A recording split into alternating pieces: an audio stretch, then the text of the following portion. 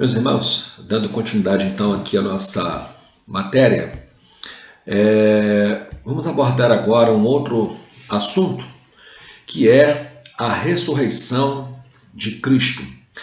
A ressurreição de Cristo é um assunto que tem sido muito questionado pelo homem sem Deus, que não tem conhecimento da palavra, não crê, no relato bíblico e questiona a veracidade da ressurreição de Jesus. E por ele questionar, ele também exige de nós, muitas das vezes, uma explicação razoável, convincente sobre esse fato marcante do cristianismo. É a base da nossa fé. A ressurreição de Cristo é a base da nossa fé. Paulo diz que se Cristo não ressuscitou, logo é vã a nossa fé e é vã também a nossa pregação. É muito importante o cristão ter a plena convicção de que Cristo ressuscitou e também saber explicar à luz da Bíblia, mostrar à luz das Escrituras o fato da ressurreição de Cristo. E é claro, como apologista da fé, como defensor da fé, procurar saber evidenciar com fatos, com provas bíblicas e até mesmo extra-bíblicas que Cristo não ficou na sepultura. Isso é muito importante, porque a tumba vazia, o túmulo vazio, de fato, não apenas pelo fato de ele estar vazio, mas o que ocasionou o túmulo estar vazio, que é Cristo ressuscitado. Isso é a base da nossa fé. A fé cristã, ao contrário da fé de muitos adeptos de outras religiões, a nossa fé diferencia pelo fato de que nós nos sustentamos baseados no fato de que Cristo ressuscitou. As demais religiões se acomodam, não tem nenhuma dificuldade em saber que o seu líder, o seu fundador, permanece morto, permanece na sepultura. Ao contrário do cristianismo, alguém já disse com muita precisão que o cristianismo se sustenta, mantém os seus pilares sobre uma tumba vazia, que Cristo realmente ressuscitou dentre os mortos. Então, saber defender isso, saber comprovar isso à luz das Escrituras é primordial para todos nós, ok? Bem, apesar da ressurreição de Cristo ser uma doutrina bíblica, porque ela é ensinada nas Escrituras, é um fato histórico, estudiosos, céticos e liberais negam a sua veracidade.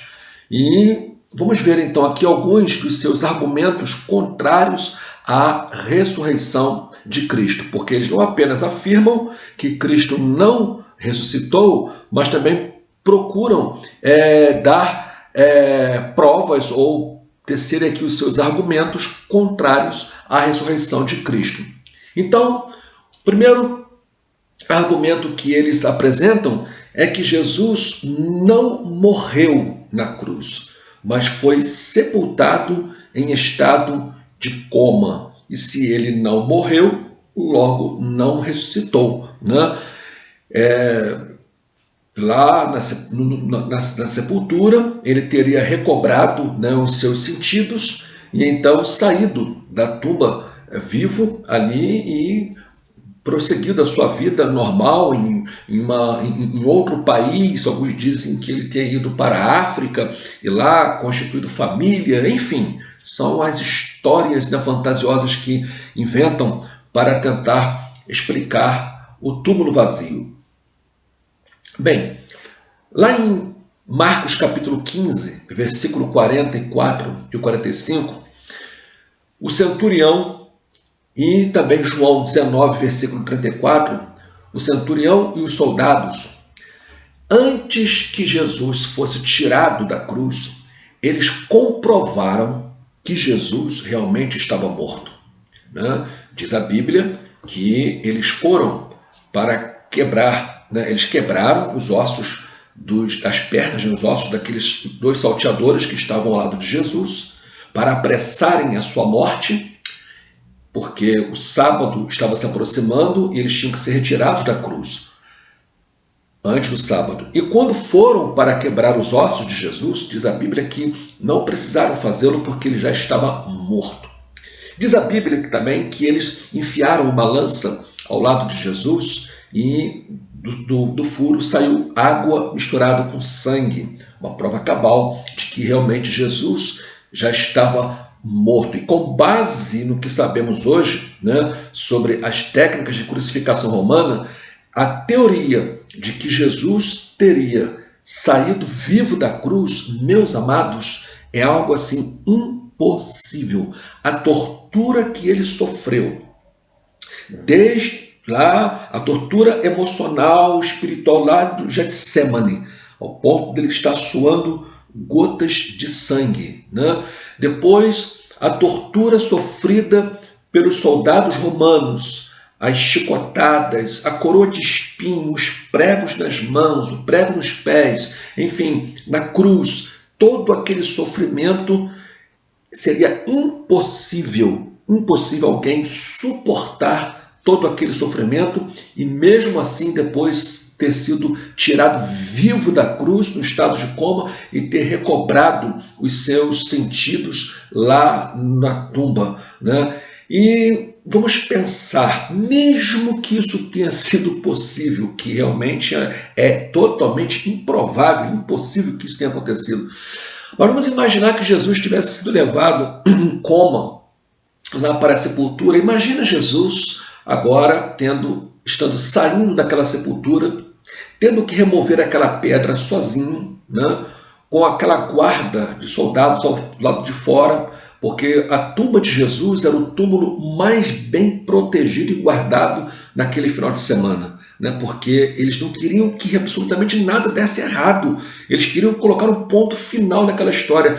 Então, os guardas estavam ali vigiando o túmulo de Jesus. Agora imagina Jesus, então, em coma, dentro do túmulo, saindo, recobrando seus sentidos, removendo aquela enorme pedra sozinho, com as suas mãos perfuradas, andando com total dificuldade, porque os pés haviam sido perfurados também com aquele prego, né? E agora, depois de ter saído de um coma, removendo aquela pedra, enfrentando sozinho os soldados do lado de fora, vencendo aqueles soldados, lutando com eles, porque eles não deixariam ele embora assim, e saindo dali, né, tranquilo e prosseguindo a sua vida. Meus irmãos, a explicação que é dada, cada vez que alguém tenta explicar o fato bíblico, mais complicado fica a situação para essas pessoas, porque é totalmente incabível pensar numa possibilidade dessa, né? Primeiro, então, porque os soldados não permitiriam que Jesus fosse tirado da cruz, a menos que tivessem a certeza que ele estava morto, porque eles queriam, de fato, acabar com aquela história e quiseram ter a certeza que Jesus estava morto. Isso foi comprovado lá na cruz, pelos textos que nós conhecemos. Segundo argumento, Jesus ressuscitou na mente dos seus discípulos, pois estavam muito impressionados e ansiosos pela ressurreição. Então, essa ideia da ressurreição, a pregação da ressurreição, foi algo que nasceu na mente dos discípulos, porque eles estavam tão preocupados, tão ansiosos e aguardando pelo primeiro dia da semana, que acabaram acreditando que Jesus teria ressuscitado. Queridos, não é bem isso que a Bíblia nos ensina, né? Muito pelo contrário, eles não acreditavam na possibilidade da ressurreição. Tiveram dificuldades para crer que Jesus ressuscitou, né? Tiveram dificuldade. O próprio Tomé, né, tem dificuldades para crer e ele diz que não creria a menos que ele visse os sinais dos cravos nas suas mãos e do cravo dos seus pés e ao lado e tocasse nas suas feridas. Eles tiveram dificuldades, né, para crer. Quando foram avisados que Jesus havia ressuscitado, eles não creram, tiveram dificuldades, né? abandonaram lá a vida que vinham vivendo ao lado de Cristo, aquela experiência cristã toda, para voltarem às suas atividades normais. Enfim, você observa os dois discípulos no caminho de Emaús, conversando sobre os últimos acontecimentos. Jesus se posiciona ao lado deles e eles estão bem certos de que realmente Jesus não havia ressuscitado pela conversa deles. Eles estranham, né, o assunto que começa a ser desenvolvido pelo próprio Jesus, sem reconhecer Jesus ao seu lado. Então, se tinha uma coisa, meus irmãos, que eles não estavam realmente, pela qual eles não estavam ansiosos ou preocupados, era com relação à ressurreição de Jesus, ao ponto disso produzir um pensamento positivo na mente deles, para que eles pudessem estar alimentando essa expectativa, né? Eles estavam realmente incrédulos, né? E o próprio Jesus até censura a incredulidade deles, capítulo 16 de Marcos, versículo 14, né? Jesus lança em rosto a incredulidade deles em relação à ressurreição, né? E você observa que passou aí algumas horas, alguns dias, Jesus trabalhando com eles, estando com eles, e então o acontecimento da ressurreição foi realmente se tornando uma realidade na mente, no coração deles, na certeza, mas até então eles estão totalmente indiferentes em relação à ressurreição, ao contrário do que os opositores dizem em relação à ressurreição de Jesus. Terceiro argumento: os fariseus e os romanos poderiam ter roubado o corpo de Jesus, impedindo com isso que os discípulos tivessem acesso ao corpo de Jesus, para que pudessem escondê-lo e depois dizerem que Jesus havia ressuscitado, né? Bem, realmente poderia ter sido um fato verídico esse acontecimento, né? Os fariseus terem realmente roubado o corpo de Jesus, escondido o corpo de Jesus, os romanos também, para evitar uma notícia alvissareira depois de que Jesus havia ressuscitado. A grande questão, a grande pergunta que se faz é a seguinte: quando Jesus ressuscita, passa com os discípulos 40 dias, com muitas infalíveis provas da ressurreição, depois vai assunto aos céus, a partir da ressurreição, a partir do dia de Pentecostes, o tema central da pregação da Igreja Apostólica foi a ressurreição de Jesus. A ressurreição de Jesus. E com base nessa pregação, na morte e ressurreição de Jesus, a Igreja se espalhou por todas as partes. A Igreja saturou as ruas de Jerusalém com a mensagem da ressurreição de Jesus. E isso trouxe realmente tornou-se um grande incômodo para as autoridades judaicas e também romanas, ao ponto de muitos sacerdotes chegarem a obedecer à fé, como diz lá em Atos dos Apóstolos.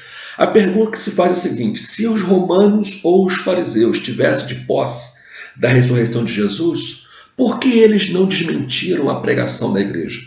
Por que eles não fizeram um desfile com o corpo de Jesus, apresentando o Cristo ressuscitado, morto, né, para a população?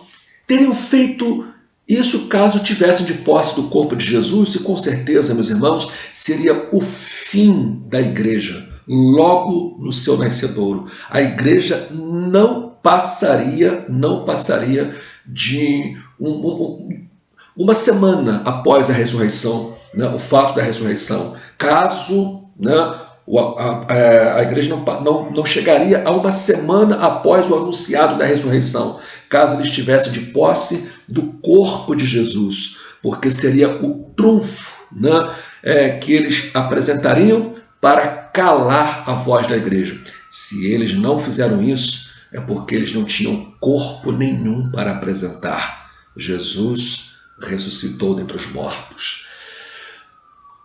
Quarto, disseram que ladrões poderiam ter roubado o corpo de Jesus, né? Foram lá e pegaram o corpo de Jesus. A pergunta é: como violaram o túmulo tão bem guardado, como eu acabei de dizer, né? Era o túmulo mais bem guardado na Palestina, seria o túmulo de Jesus naquele final de semana e no domingo pela manhã ainda. E por que não Levaram também o sudário, o lençol que envolveu o corpo de Jesus, deixou lá. As pessoas levaram o corpo, por que só o corpo de Jesus? Levaram um corpo nu e deixando os panos que envolviam ali o corpo de Jesus. Por que fizeram isso?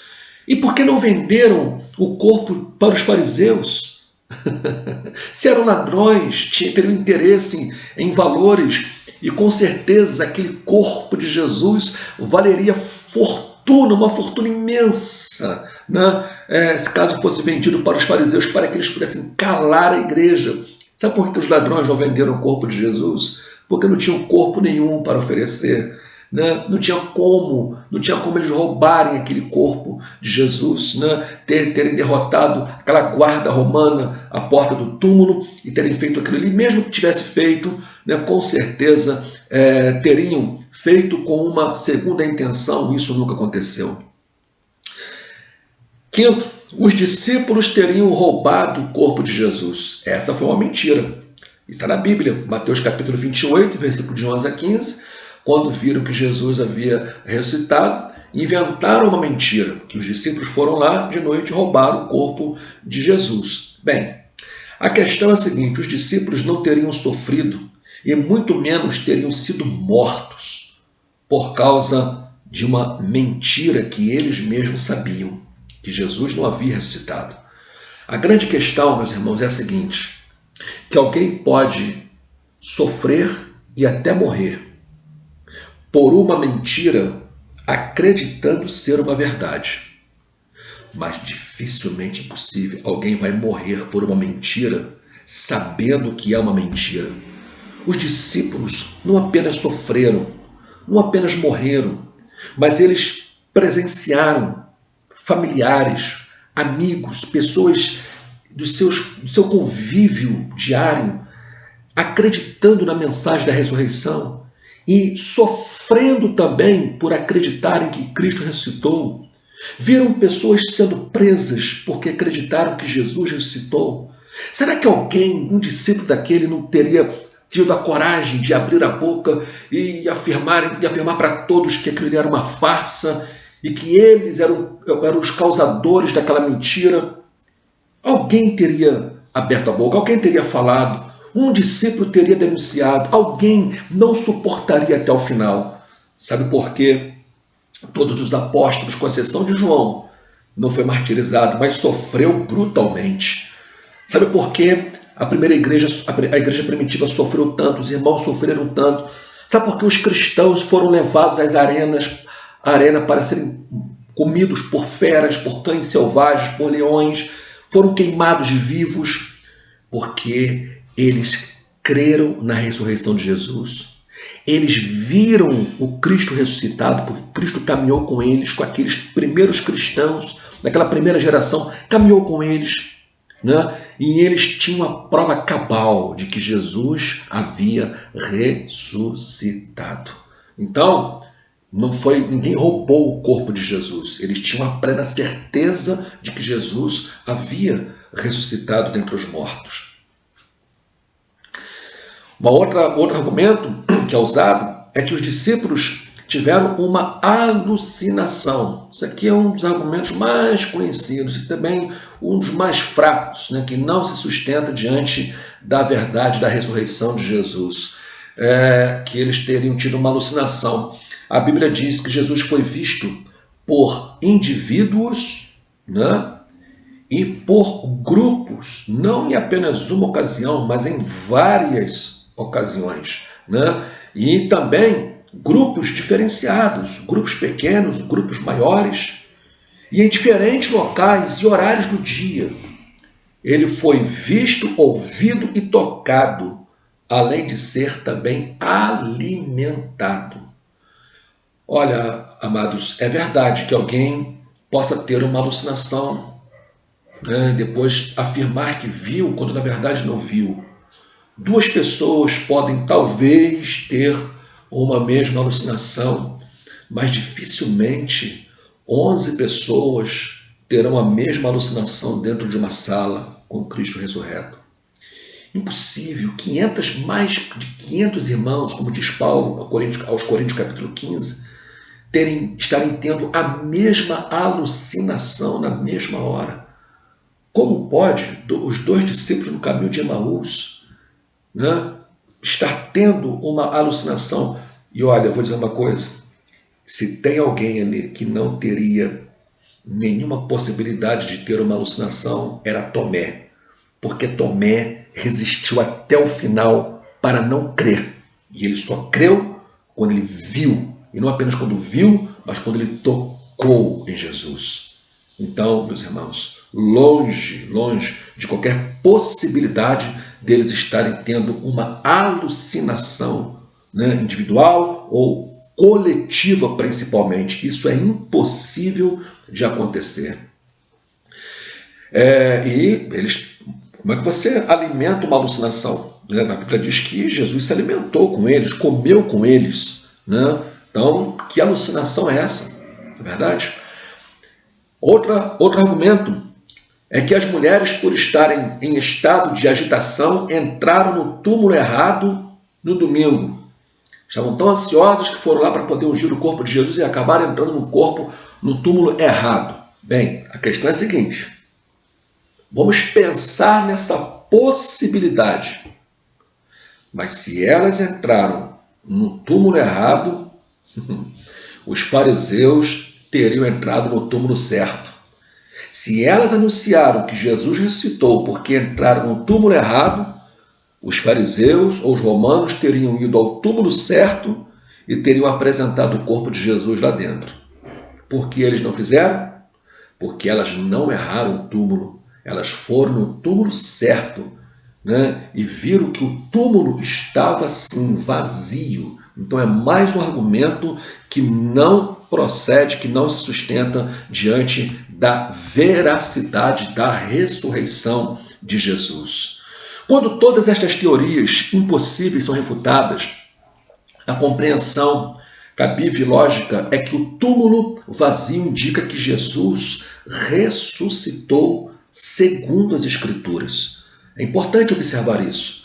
O apóstolo Paulo diz aos Coríntios capítulo 15, a partir do versículo 1, quando ele quer tratar acerca da doutrina da ressurreição do corpo, a nossa ressurreição, o apóstolo Paulo tem como base a ressurreição de Jesus. Então veja bem, para sustentar a verdade da ressurreição do nosso corpo, Paulo se baseia na verdade da ressurreição de Cristo. E o apóstolo Paulo é outro também que dificilmente se deixaria enganar. Paulo respirava ameaças de morte contra os cristãos. Mas esse Paulo, né, tem um encontro com o Cristo ressurreto no caminho de Damasco. E ele tem a sua vida transformada. E ele crê em Jesus e se converte. Então, temos aqui a figura de um opositor, de uma pessoa que era avessa à doutrina cristã, que perseguia os cristãos, que consentiu na morte de muitos cristãos, inclusive de Estevão. Mas Paulo se rende no caminho de Damasco ao Cristo ressurreto. E Paulo não tem dúvida nenhuma que ele ressuscitou. E ele vai usar o fato histórico, real, da ressurreição de Jesus para ensinar a ressurreição do corpo, em 1 Coríntios capítulo 15. Em 2007, um certo arqueólogo anunciou que havia encontrado um túmulo contendo os restos mortais da família de Jesus de Nazaré. Algum tempo depois, concluiu-se que isto não era verdade. Aliás, até hoje tem gente procurando esse túmulo e os restos mortais de Jesus. Até hoje tem gente ainda procurando isso. Para os cristãos liberais, se esse achado fosse comprovado, essa revelação não afetaria nem um pouco a sua fé, por incrível que pareça, né? Aliás, vale a pena aqui uma pergunta para você pensar. Para pensar, se fosse realmente comprovado que Jesus não ressuscitou, isso abalaria a tua fé? Para você pensar. A sua resposta tem que ser sim. Porque se você diz, não, isso em nada abalaria a minha fé, então você tem que rever o teu conceito de fé. Porque se a nossa fé se baseia na ressurreição de Cristo, comprovado que ele não ressuscitou, a minha fé não se justifica. A minha fé só é justificada pela veracidade da ressurreição de Cristo. Os teólogos liberais, que não creem no sobrenatural, não creem nos milagres, também não creem na ressurreição de Jesus. Eles creem numa ressurreição, espiritual, eles creem na mensagem da ressurreição, mas não na ressurreição em si. Isso para eles é suficiente. Então, para eles, tanto faz uma coisa ou outra. O importante é a mensagem. Olha só, isso é sutil, meus irmãos. Isso é muito sutil. Porque para nós aqui, não é só a mensagem da ressurreição que está valendo.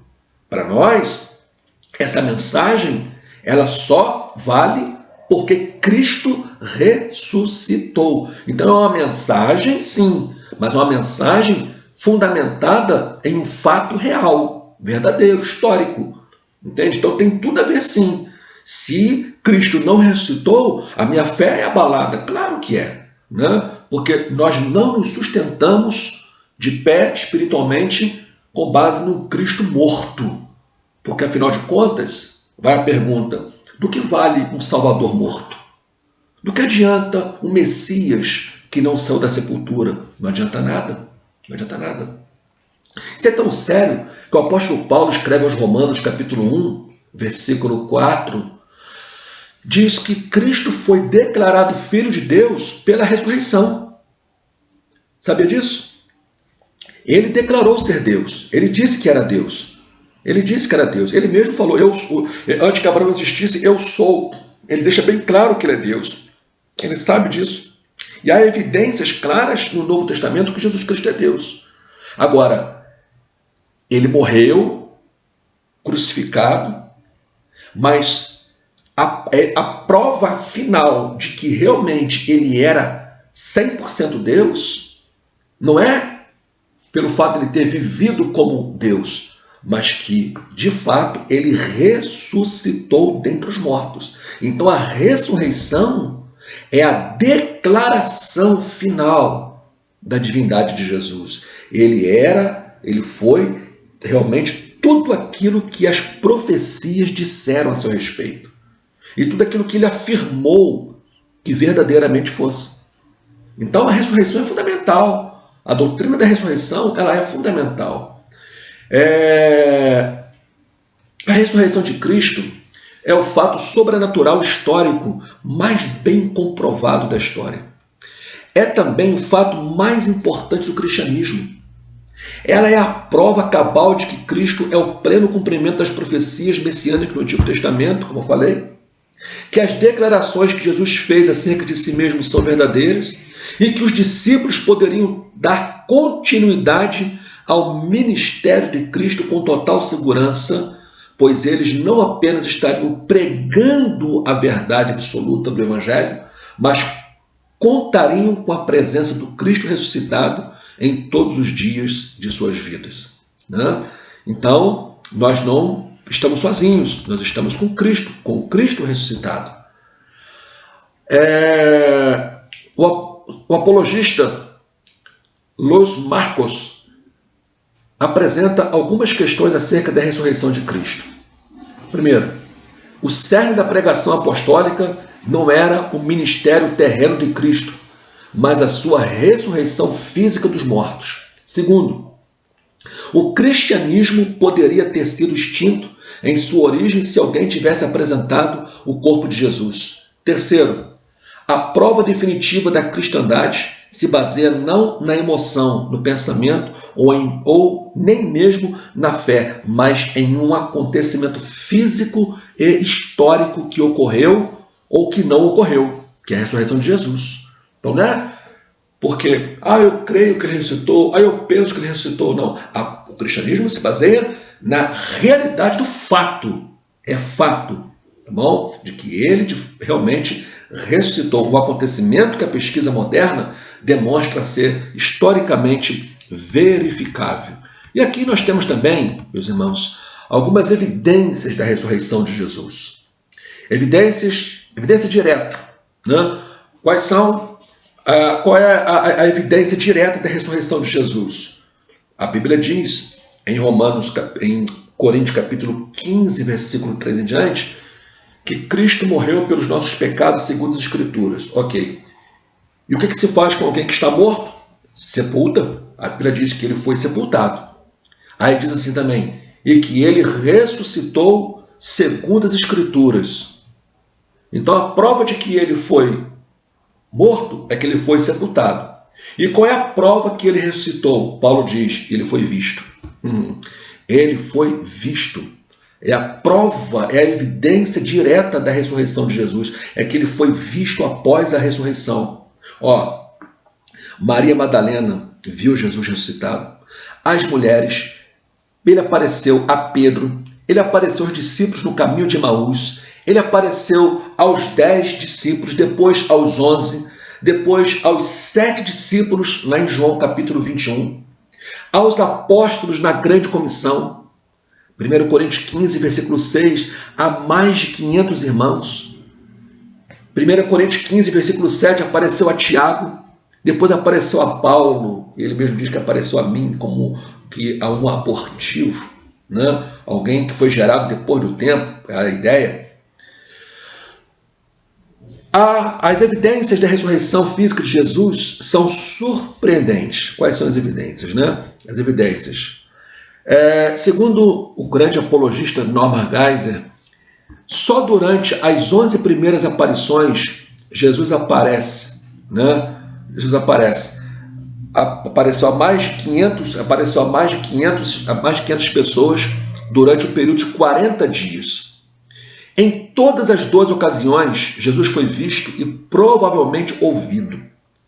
4 vezes ele se ofereceu para ser tocado.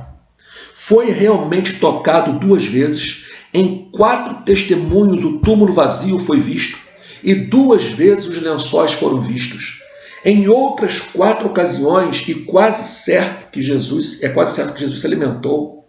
A soma total dessas evidências e a confirmação surpreendente que Jesus ressuscitou e viveu no mesmo corpo físico tangível e visível de carne e osso que possuía antes da ressurreição.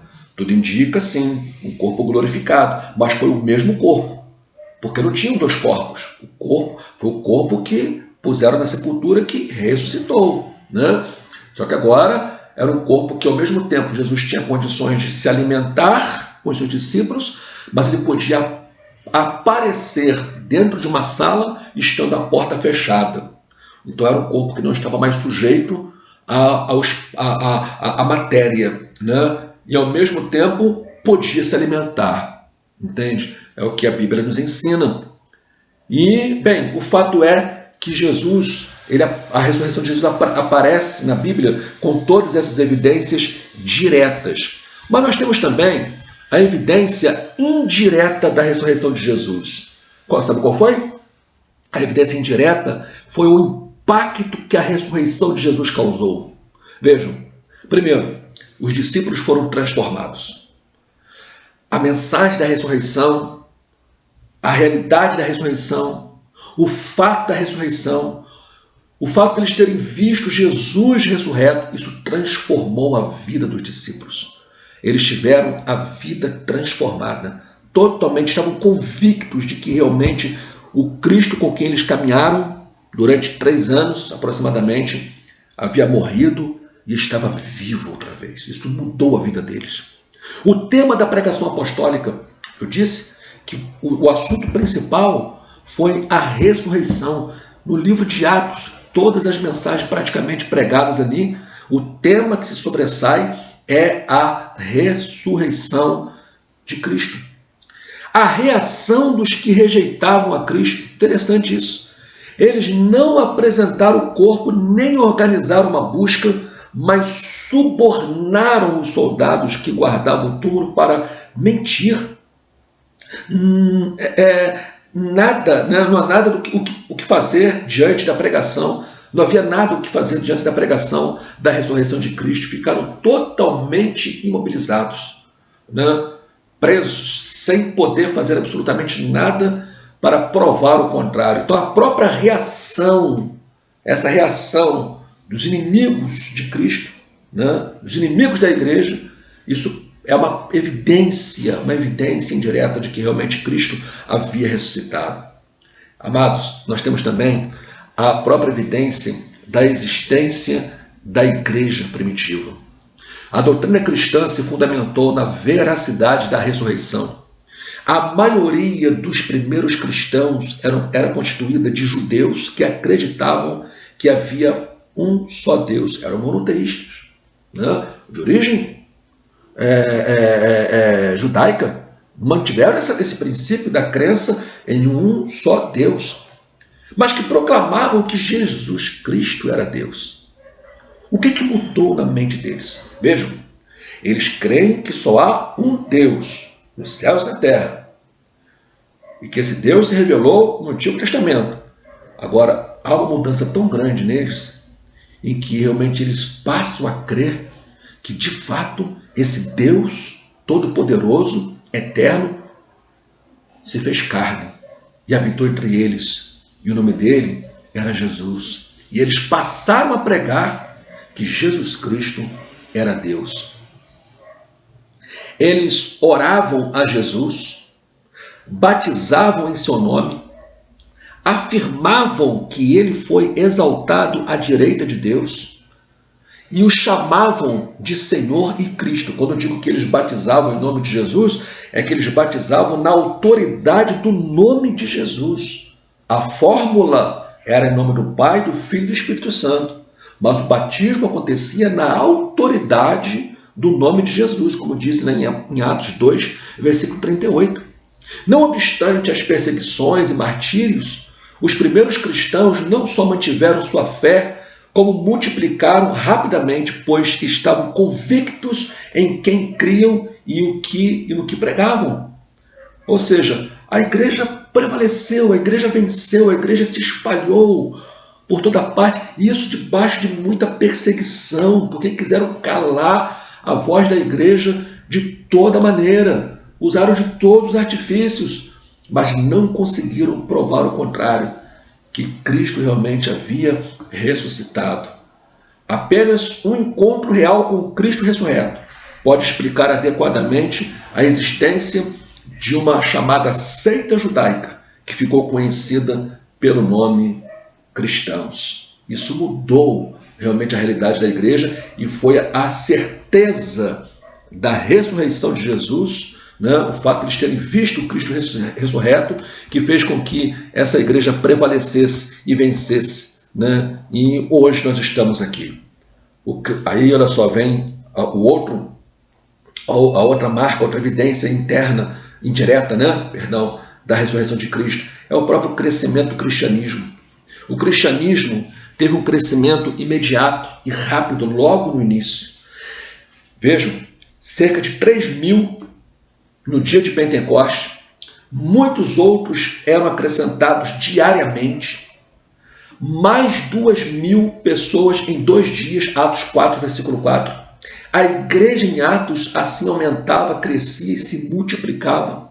Certamente, nada além da ressurreição corporal de Cristo e o cumprimento da sua promessa de enviar o Espírito Santo pode explicar esse crescimento imediato e surpreendente, né? Ao ponto deles espalharem por toda a cidade aquela doutrina, a doutrina da ressurreição de Cristo. Ninguém podia falar nada ao contrário, porque não tinham provas contrárias à ressurreição de Jesus. E o cristianismo, a igreja cresceu, se multiplicou, né, de uma forma assim maravilhosa no primeiro século. As evidências da ressurreição de Cristo são convincentes. Há mais documentos, mais testemunhas oculares e mais evidências que confirmam esse fato que para qualquer outro evento histórico antigo. Você pode buscar na história, né? Há mais provas cabais, fortes em torno do fato da ressurreição de Cristo sobre qualquer outro acontecimento da antiguidade. A evidência secundária é suplementar é convincente, quando combinada com a evidência direta, representa a defesa sólida da ressurreição física de Cristo. Na terminologia legal, está acima de qualquer dúvida razoável. Queridos, muitas evidências indiretas, e eu quero dizer uma coisa para você, eu tenho certeza que essa minha convicção é a sua convicção, porque nós não apenas podemos usar aquelas testemunhas do passado como evidências da ressurreição de Cristo, mas nós podemos usar a nossa própria vida como evidência da ressurreição de Cristo. Sabe por que Cristo ressuscitou? Sabe como é que você sabe que Ele ressuscitou? É porque Ele transformou a sua vida. Ele transformou a minha vida. Um Cristo morto não transforma ninguém. Você só tem a certeza da sua salvação porque Ele está vivo, porque Ele ressuscitou. E porque Ele ressuscitou, você pode crer no amanhã, como nós cantamos. Você tem uma bendita esperança. O seu viver é diferente, porque o Espírito de Cristo habita em você. Então, ou seja, você não teria essa esperança, não teria essa certeza, não teria uma mudança de vida se Ele não tivesse ressuscitado. Então, a minha transformação, a sua transformação, evidencia a ressurreição de Jesus. A existência da igreja hoje é uma evidência de que realmente Jesus ressuscitou. Porque nada garantiria a sobrevivência de uma igreja cujo fundador estivesse morto. Né? Que mensagem seria essa da ressurreição se caso ele não tivesse ressuscitado? Então, glória a Deus, Cristo ressuscitou e foi feito as primícias dos que dormem. Né? Louvado seja o nome do Senhor. Bem, um outro assunto ainda relacionado a Cristo é o exclusivismo da salvação em Cristo. Em apologética trabalhamos também essa questão, né? Porque uma pergunta que se faz é: a salvação ela pode ser encontrada por outros meios ou somente por Cristo? É possível alguém ser salvo fora de Cristo? Há salvação fora dele? Uma pessoa que não tenha Jesus como seu Salvador e Senhor, esta pessoa pode ser salva? Bem, enquanto o pluralista religioso afirma que qualquer religião que promova o bem conduz o homem a Deus e à salvação, o exclusivista cristão afirma que Jesus Cristo é o único Salvador e por isso é essencial crer nele para ser salvo. A Bíblia ensina o exclusivismo cristão, tá bom? Ser cristão é ser exclusivista no quesito salvação. Jesus disse em João 3,16, porque Deus amou o mundo de tal maneira que deu seu Filho unigênito para que todo aquele que nele crê tenha a vida eterna. Então, só tem a vida eterna quem crê nele. João 18:36, João 14, João 3:16 ao 18, depois do versículo 36, e João 14, versículo 6, e conhecereis a verdade, e a verdade vos libertará. Eu tenho que conhecer a verdade, e ele diz, eu sou o caminho, a verdade e a vida. E depois a Bíblia vai dizer, e conhecereis a verdade vos libertará, em João 8, versículo 32 e o versículo 36. João 8,32, e conhecereis a verdade vos libertará. O versículo 36, se pois o Filho do Homem vos libertar, verdadeiramente sereis livres. Então a Bíblia deixa isso bem claro. A libertação só vem por intermédio de Cristo. A pregação de Pedro em Atos capítulo de número 4, versículo de número 12, Pedro levantou-se e disse que em nenhum outro há salvação, porque debaixo do céu nenhum outro nome há dado entre os homens pelo qual nós devamos ser salvos. Em nenhum outro nome há salvação. Isso é exclusivismo cristão. A Bíblia também nos ensina em 1 Timóteo capítulo 2, versículo 15, né, que Cristo é o único mediador, no mesmo sentido que Deus é declarado o único Deus. Só há um mediador entre Deus e o homem, Jesus Cristo, homem. Assim como só existe um Criador do homem, só existe também um mediador para os homens. Então, não há salvação fora de Jesus. O pluralismo religioso quer ensinar que é possível o homem encontrar salvação também em Jesus. Jesus é o Salvador? Sim, mas não o único. Existe salvação fora dele também. É o pluralismo religioso, né? Que não tem nada a ver com a doutrina cristã.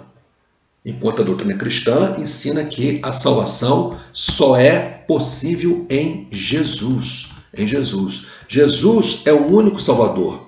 É o único Salvador. Pluralismo cristão, os pluralistas dizem que Jesus não é o único. A salvação, dizem os pluralistas, que pode vir por qualquer uma das religiões mundiais e por qualquer um dos vários salvadores que já se apresentaram através da história. Bem, mas de acordo com os textos que nós lemos, que eu citei aqui para os irmãos, não existe possibilidade de haver outro Salvador além de Jesus Cristo. O cristianismo, meus irmãos, é a única religião verdadeira, sendo todas as demais falsas. Lembra quando eu falei, numa aula anterior, sobre a questão que os opostos, né, não se harmonizam? Não tem como. Não tem como a fé cristã ser compatível com a fé islâmica, com a fé budista, em outras religiões. Não tem como. Por quê? Porque o cristianismo, a sua fé é uma fé centrada na palavra de Deus, na Bíblia Sagrada. E a Bíblia Sagrada não aponta dois caminhos, só aponta um caminho. Ele disse, eu sou o caminho, a verdade e a vida, e ninguém vem ao Pai senão por mim. Então, isso é ser exclusivista, é entender que realmente nós excluímos todas as demais possibilidades de salvação e apontamos somente para Cristo como sendo o nosso único e suficiente Salvador. Jesus disse, aquele que não está comigo é contra mim, e o que comigo não ajunta, espalha. Ou seja, ou está com Cristo e é salvo, ou está sem ele e sem nenhuma possibilidade de salvação. Os inclusivistas dizem que Jesus é de fato o único Salvador, mas as pessoas podem ser salvas sem conhecer o Cristo e a sua obra redentora. Ou seja, as pessoas podem ser salvas pelo conhecimento de Deus através de sua revelação geral. Os crentes estão salvos porque puseram sua fé em Deus. Os cristãos, por outro lado, estão salvos porque puseram sua fé em Cristo. Primeiro, a Bíblia, meus irmãos, na Bíblia os crentes são chamados crentes porque creem em Cristo. O nosso nome procede de Cristo. Além disso, aprendemos nas Escrituras que quem nega o Filho também não tem o Pai. Mas quem confessa o Filho tem também o Pai. Segundo, a revelação geral é suficiente apenas para mostrar Deus como Criador, deixando então os homens indesculpáveis. É o que a Bíblia ensina. Ela não é suficiente para mostrar Jesus como Salvador, porque a revelação geral de Deus não tem isso por escrito. A revelação geral de Deus aponta para o homem a existência de Deus, que é o Criador. Mas não tem a mensagem da cruz. Não tem a mensagem de um Salvador. Né? Já, então, no exclusivismo cristão, Jesus Cristo é o único Salvador por quem o homem pode ser salvo. A Bíblia ensina o exclusivismo cristão. Quem crê nele não é condenado, mas quem não crê já está condenado porque não crê no nome do unigênito Filho de Deus. Aquele que crê no Filho tem a vida eterna, mas aquele que não crê no Filho não verá a vida, mas a ira de Deus sobre ele permanece. João 3, 18 e 36. Falando simplesmente, O inclusivismo como pluralismo não é uma visão cristã de forma alguma, por negarem os ensinos claros das Escrituras, né? Inclusivismo e pluralismo são anticristãos. Então, meus irmãos, muito cuidado com essas mensagens novas que a gente ouve, né, por aí, onde estão, vou usar uma palavra que é muito comum hoje, né? Hoje não é só em meio a essa crise que nós estamos vivendo que se ouve a palavra flexibilização, não. Até mesmo com a mensagem do Evangelho, algumas pessoas estão achando que têm o direito de flexibilizarem aquilo que é doutrina cristã de salvação. Então, muito cuidado com isso. Alguém pergunta assim, pastor, mas isso é ser muito radical. Deixa eu dizer uma coisa para vocês. O cristão convicto, ele é radical. Porque Cristo foi radical nas suas convicções e apontar o caminho da vida. Você acha que não é ser radical quando ele diz que quem quiser ir após ele tem que negar-se a si mesmo, tomar a cada dia a sua cruz e segui-lo? Isso não é ser radical? Isso não é ser radical quando ele diz que quem não amar, né, quem amar mais pai e mãe do que a ele não é digno dele? Isso não é ser radical? Se teu olho direito te condena, arranca-lhe fora. Se sua mão direita te condena, né, ou teu pé direito te faz tropeçar, tira, enfim. Porque é melhor entrar no céu sem o olho, sem uma mão, do que ir para o inferno com todos os membros. E ali ele está falando acerca de renúncia.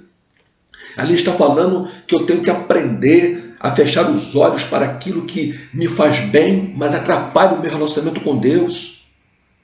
Tudo aquilo que me incomoda, que interfere, eu tenho que dizer não. Isso não é ser radical? Claro que é. Então, ser cristão é ser radical, é andar na contramão da filosofia do mundo. É essa a mensagem bíblica, ok? Bem, um outro assunto que eu quero falar é acerca da verdade absoluta. Existe um artigo intitulado Existe alguma verdade? Existe algo como a verdade absoluta? Verdade universal? É uma pergunta. Existe algo como a verdade absoluta ou verdade universal? Esse artigo aborda com precisão este tema. O que é a verdade? A verdade é definida como conformidade a um fato ou realidade. Uma declaração provada como ou aceita como verdadeira. É uma realidade.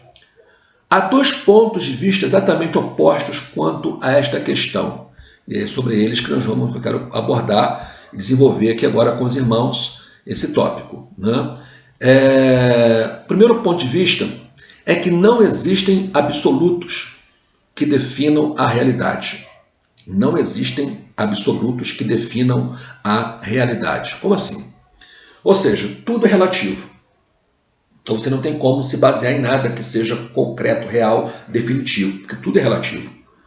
E se tudo é relativo, e portanto não há uma realidade verdadeira, porque o que é verdade para um pode não ser verdade para outro.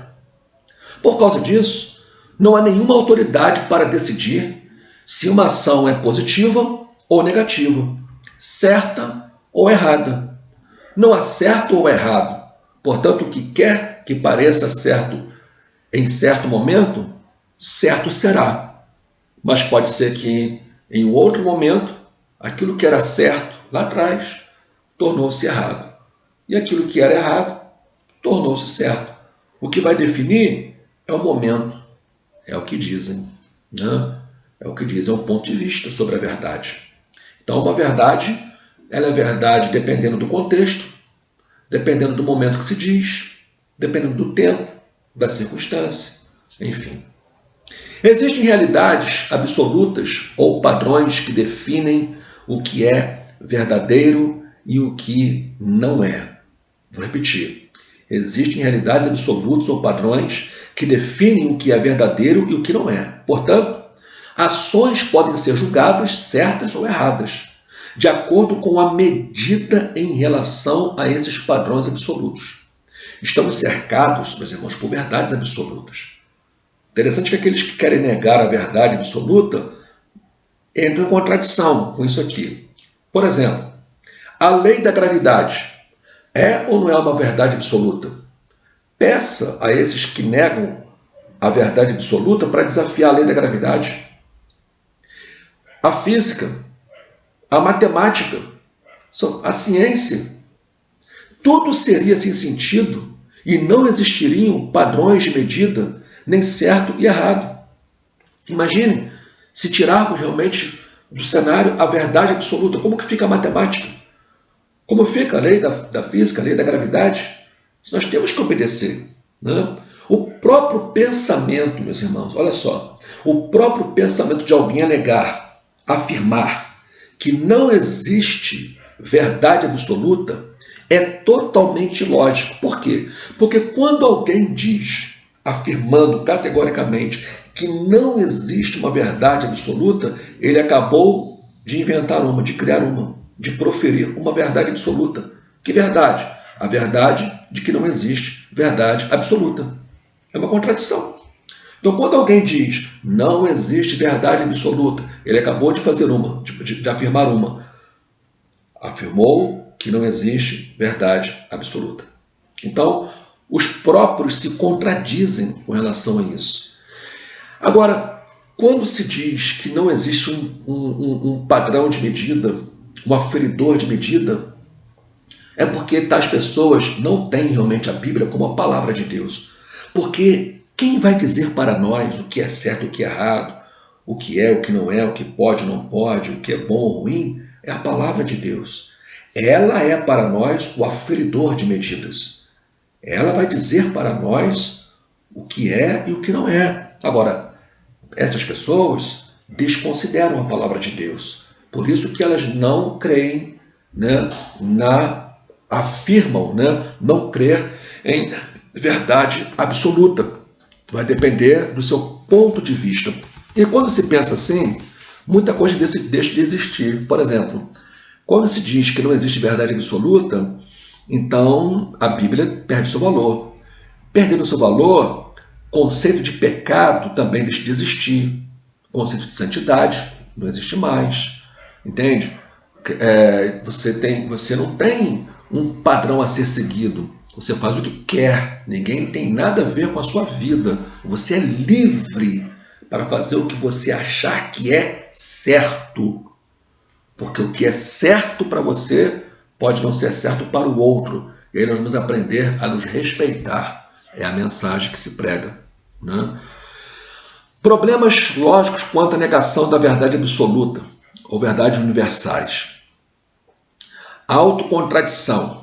Isto pode ser visto na questão exposta acima e no fato de que aqueles que insistem que não existe absolutos estão, na verdade, acreditando em um absoluto, como eu acabei de falar.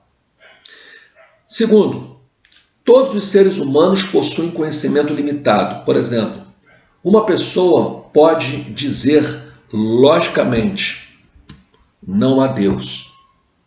Apesar de muitos o fazerem, porque para dizer isso, ela deveria ter conhecimento absoluto. Quer ver uma coisa? Quando se diz, por exemplo, que não há Deus, geralmente quem diz isso afirma que o universo é infinito. Você pergunta à pessoa o seguinte: como é que você sabe que não há Deus? Você já vasculhou todo o universo infinito? Procurou em cada lugar do universo se Deus de fato não está ali? Qual é a evidência que você tem para mostrar que não há Deus? Então, a própria impossibilidade do ateu, né, de ter que provar que Deus não existe, já é uma contradição. Segundo, ele não tem todo o conhecimento, né?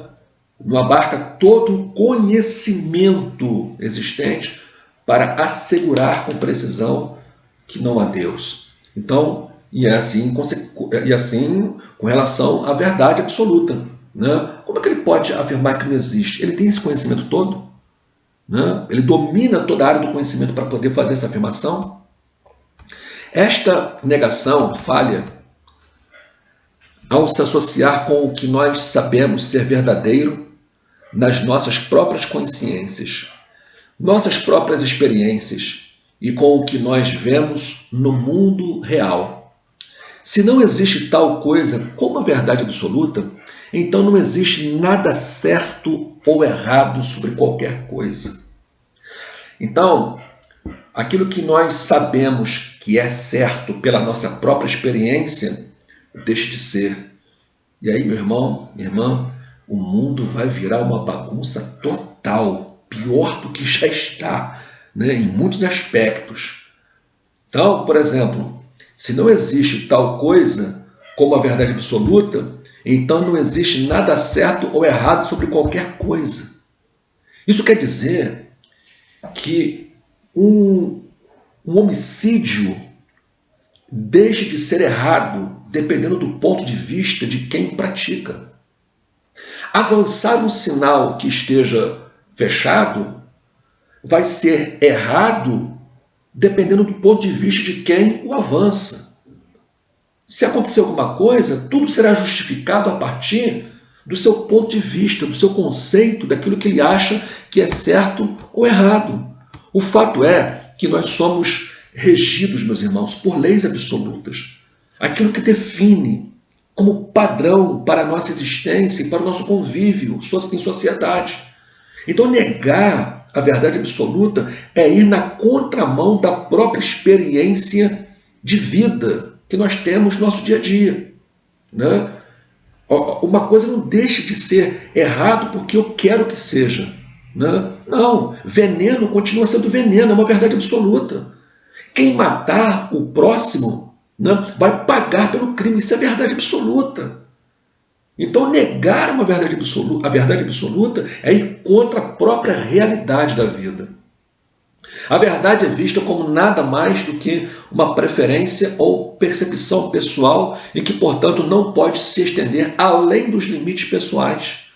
Não há respostas finais para o sentido da vida e esperança após a morte. Se Deus é negado, logo a Bíblia e todas as doutrinas e fatos também são rejeitados. As pessoas que não acreditam na verdade absoluta aceitam um universalismo tolerante e apreciam o pluralismo religioso. Elas se opõem aos cristãos evangélicos que acreditam na Bíblia como a única revelação inspirada e escrita, né, da verdade de Deus. Absolutos como João 14,6, que eu citei, 2 Atos 4,12, são totalmente rejeitados. É incabível ao homem, ao pluralista, ao inclusivista, ao relativista, passagens da Bíblia como essas. A intolerância dos tolerantes. Olha só, vamos ver quem é intolerante. Né? Não há problema acreditar no que quiser, contanto que não se tente impor as suas crenças para os outros. Mas isto já expressa uma crença numa verdade absoluta. Obedecer a este regulamento é, na verdade, viver segundo um padrão pré-estabelecido. Aqueles que promovem a tolerância são intolerantes com as pessoas que acreditam na verdade absoluta. Sabia disso? Então, por exemplo, o relativista, ele quer que todos sejam relativistas. E ele ensina que é necessário que sejamos tolerantes uns com os outros. Mas se você se posiciona como defensor da verdade absoluta, ele passa a ser intolerante com você. Você não é mais aceito. Porque para ser aceito, você tem que ser relativista como ele. Eu pergunto, isso é ou não é defender um absoluto? Não? As pessoas que negam a verdade absoluta não querem ser responsáveis pelas suas ações. Se existe verdade absoluta, então existem padrões absolutos, certo ou errado. E nós estamos sujeitos a esses padrões. Né? Então, vamos colher aquilo que plantamos. Vamos pagar por aquilo que praticamos. Enfim, negar a verdade absoluta é fugir à regra. É não assumir a responsabilidade pelos fatos ocasionados por nós mesmos.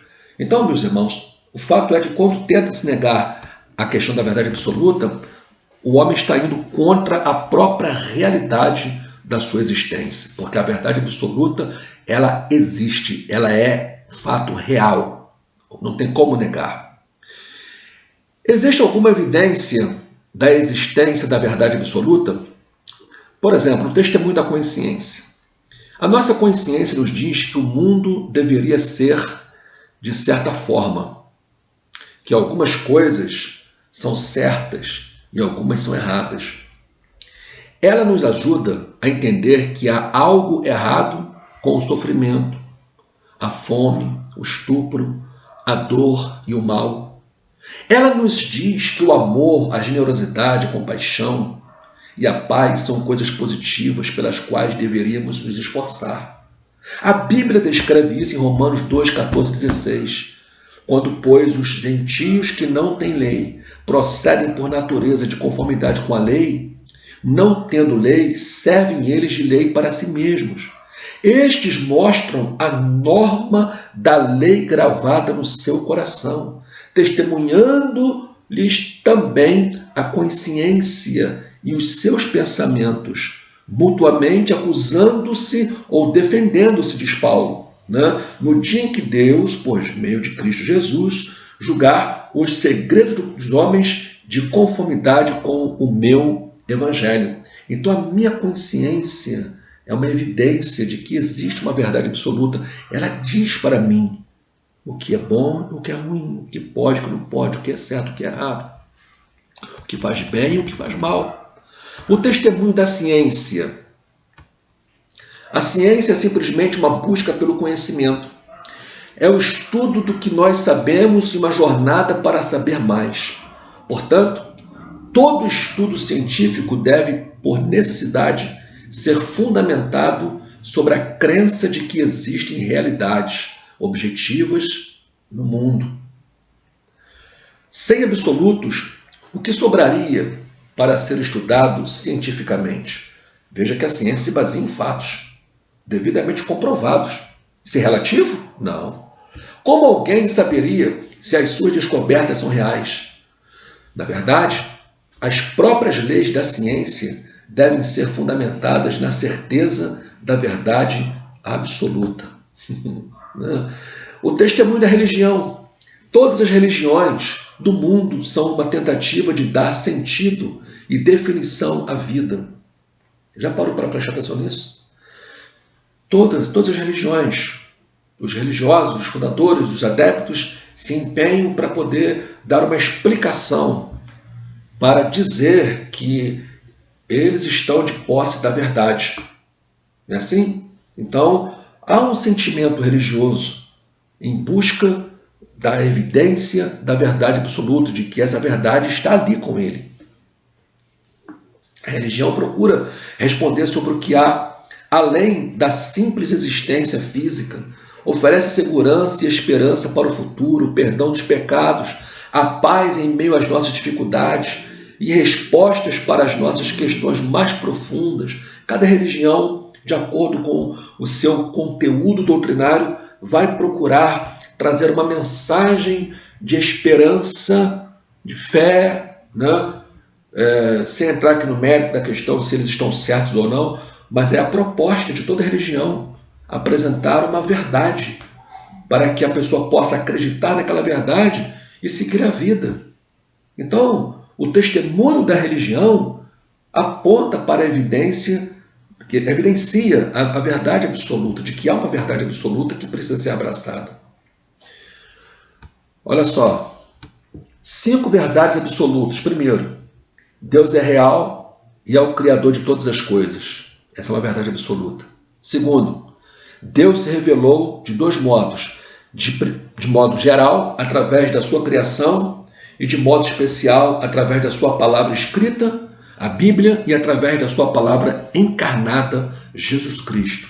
Terceira verdade, a verdade absoluta e universal está revelada somente nas Escrituras.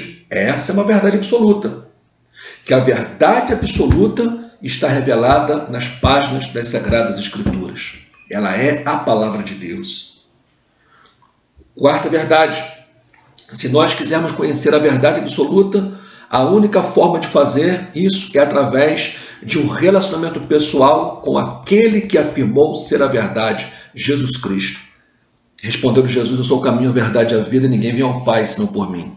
E quinta verdade: o fato de que a verdade absoluta existe nos leva à verdade de que há um Deus soberano que criou os céus e a terra e que revelou a si mesmo para nós, para que possamos conhecê-lo pessoalmente através de seu Filho Jesus Cristo.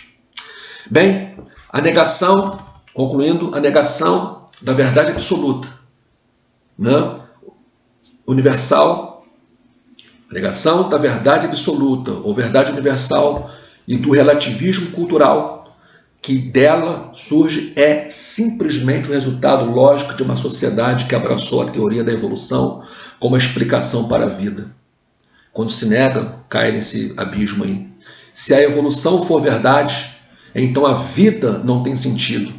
Nós não temos propósito e não pode haver nenhum certo ou errado absoluto. Os homens são indesculpáveis diante de Deus, tendo em vista a sua revelação geral. Aqueles que negam a Deus e a existência da verdade absoluta terão que um dia estar diante de Deus em julgamento. A Bíblia declara: e vi os mortos, grandes e pequenos, que estavam diante de Deus, e abriram-se os livros, e abriu-se outro livro que é o da vida. Isso é absoluto. E os mortos foram julgados pelas coisas que estavam escritas nos livros, segundo as suas obras, e aqueles que não foram achados escritos no livro da vida foram lançados no lago de fogo. Apocalipse 20, versículos 12 e 15. Então, meus irmãos, fica aqui provado, evidenciado acerca da verdade absoluta. Para terminar, 3 palavras importantes no entendimento de uma doutrina e que confirmam a nossa experiência cristã. Veja bem, em apologética, há 3 palavras que circulam e que se entrelaçam, né? A primeira palavra é fé. Quando se fala em doutrina cristã, em Bíblia, em experiência, enfim, nós precisamos ter fé. Muita coisa se entende pela fé, se aceita pela fé. Só que para evidenciar um fato, para falar convincentemente, para responder convincentemente à fé, não é suficiente. Por quê?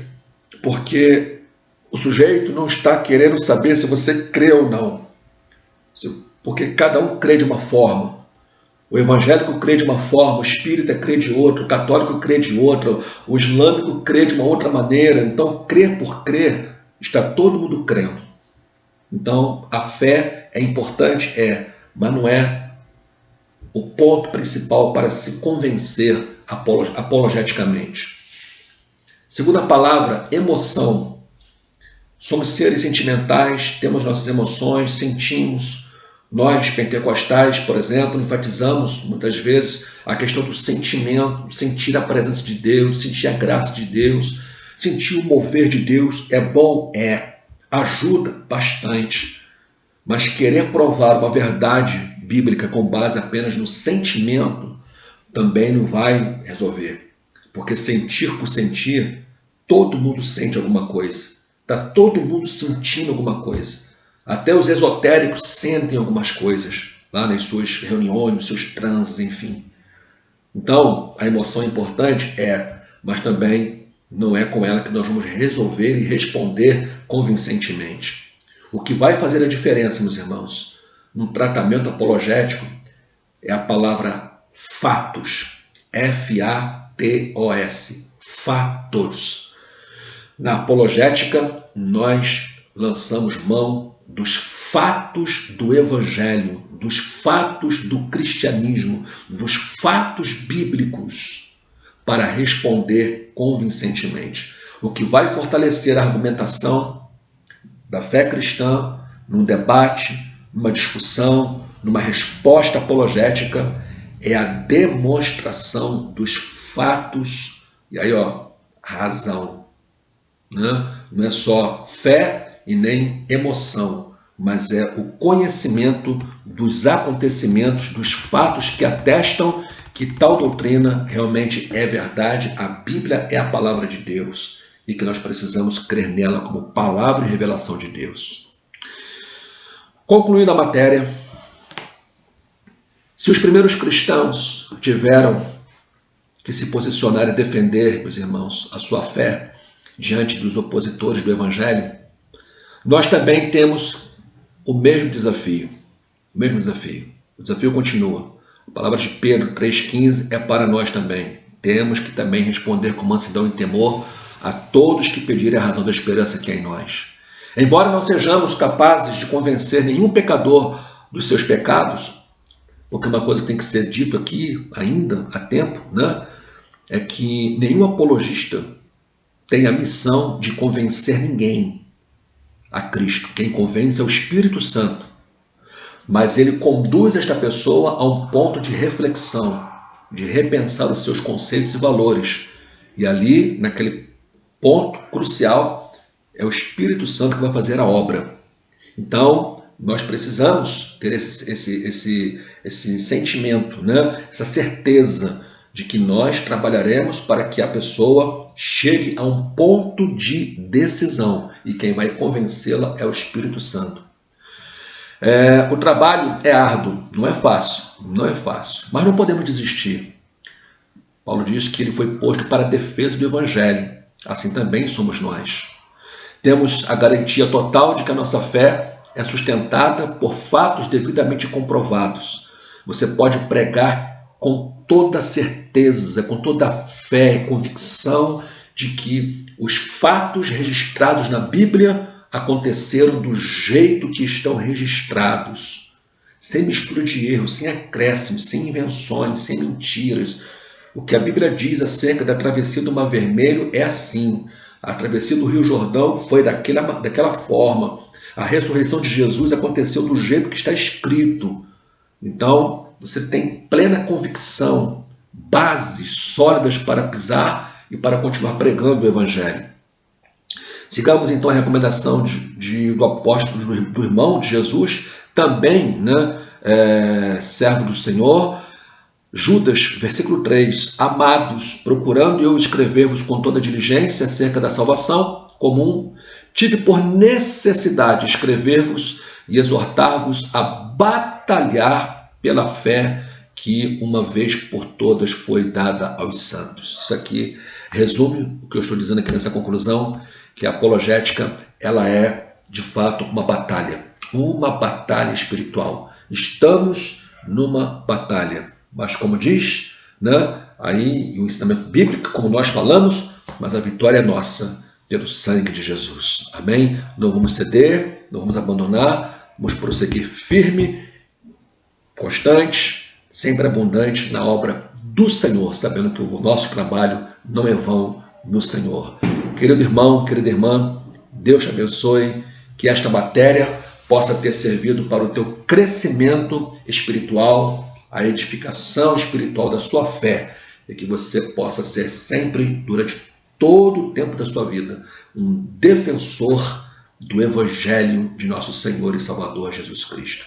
Eu vou passar para vocês uma avaliação baseada na aula, tá bom? E num texto que eu vou encaminhar para vocês. Vocês vão ler também esse texto, um anexo, e vão estar respondendo ao questionário que eu vou estar passando para os irmãos. Amém? Vamos orar? Senhor amado, eu quero te louvar, bendizer e glorificar o teu nome por esta matéria que acabo, ó Deus, de concluir com os teus filhos. Senhor, quero te pedir que todo o conteúdo desta matéria seja aplicado em cada coração, cada irmão, cada irmã possa ter o ânimo, o desejo de colocar em prática tudo aquilo que foi ensinado durante esses dias, ó Deus, a fim de que o teu nome seja glorificado e exaltado na vida e no ministério dos teus servos. É a oração que eu faço no precioso nome de Jesus. Amém, Senhor. Amém. Deus a todos abençoe, no santo nome de Jesus.